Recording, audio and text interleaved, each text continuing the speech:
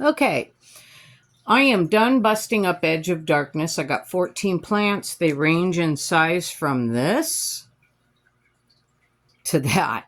Yeah, that's what you can get. So, I'm potting up, well, I've already potted this one. These two big, beautiful, dominant plants in the batch. But I also potted up this one. And I don't know if you could tell, it has variegated leaves. And my issue was that mama plant had no variegation but beautiful flowers. And so I set a leaf in hopes that I would get a variegated plant. So even though this plant is way tiny compared to this plant, this is the only one that had the variegation out of the whole group. So it's going to go into my cabinet. They're all going to go into my cabinet. So I am repotting them up in the same size pot. This is the size that all 14 of those plants were in. But one plant's going to go into this. And you see it's got a wick and it's going to sit in a snack cup. And it's labeled with the date that I set the leaf, the date that I did the repot.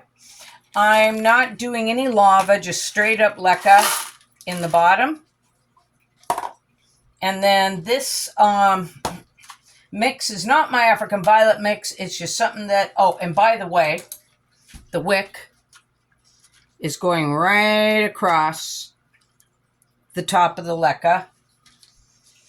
And then this mix is half perlite. So it's 3 parts perlite, 1 part peat moss, which is Jiffy starter mix, seed starting mix. 1 part the fine red landscape bark. And 1 part fine cocoa core.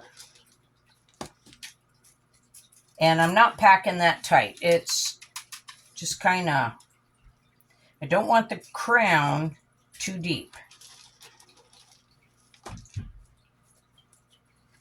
And then I'm going to put it into this little cup and give it a good soaking in.